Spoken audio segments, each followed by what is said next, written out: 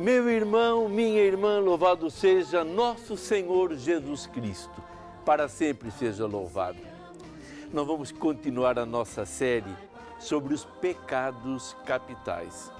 E somos iluminados pela palavra do apóstolo Paulo, uma palavra assim, aparentemente suave, mas muito firme, muito séria, na segunda carta aos Tessalonicenses.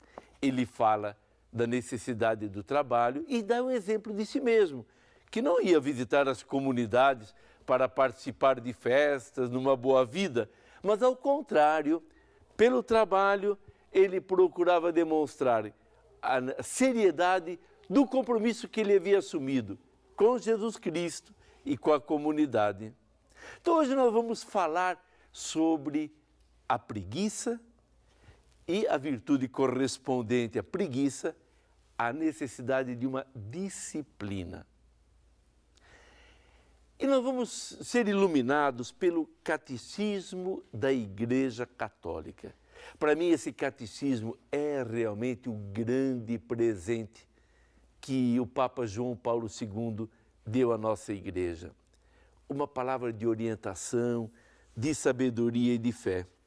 E lá no número 1865 do Catecismo da Igreja Católica, nós lemos assim: o pecado cria uma propensão ao pecado, gera um vício pela repetição do mesmo ato. Então é importante guardar essa primeira observação. O pecado gera uma propensão ao pecado. Interessante. A pessoa que se deixa levar pelo pecado, cada vez se deixa levar mais facilmente. Pela repetição, cria o vício. O vício é uma propensão a repetir aquilo que é errado. Depois nós vamos ver que a virtude é o contrário. É a repetição de atos bons que também gera, eu diria assim, uma cultura do bem na vida da pessoa. Mas o catecismo continua assim. Disso resultam inclinações perversas que obscurecem a consciência. Inclinações perversas. A pessoa perde um pouco o mal. Quem vive no mal, no pecado, não percebe. O pecado, nós diríamos assim, embota a pessoa. Ela fica acostumada com o pecado e acha normal. Claro que sempre fica a consciência do bem e do mal, mas a repetição do mal deixa a pessoa indiferente. Perde-se a consciência do pecado. Quem falou disso de uma forma muito forte foi o Papa Pio XII, já em 1949, que o grande mal do mundo é a perda da consciência do pecado. Peca-se e se acha natural pecar e até se procura defender e justificar. Por isso o catecismo continua.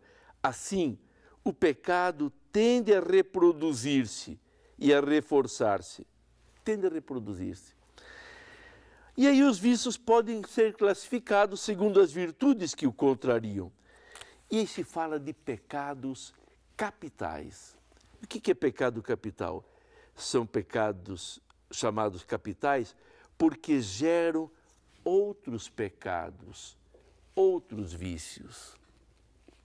A palavra capital vem de caput, cabeça. É aquela cabeça que gera uma série de filhotes. Então, este é o grande desafio nosso, estar atentos àquilo que cria em nós vícios. E os pecados capitais são os seguintes: orgulho, avareza, inveja, a ira, a impureza, a gula e a preguiça, que alguns chamam de assídia, pouco usado em nossa língua. Então hoje nós vamos falar da preguiça. É um pecado capital, quer dizer, ele gera outros pecados. E uma pessoa que se deixa levar por este pecado, eu diria assim, fica cada vez mais preguiçoso. Pode notar, quem é preguiçoso, não há um limite de agora está ali, chegou ao ponto normal dele. Não há. A preguiça leva a pessoa a ser cada vez mais incapaz de se levantar, de reagir e de buscar alguma coisa concreta para a sua vida. Então, no próximo bloco, nós vamos falar justamente da preguiça para, no terceiro bloco, falar daquilo que é o contrário, da disciplina, da necessidade de uma organização, de uma disciplina para a própria vida. Me aguarde então um pouco. Anunciamos Jesus, vai para o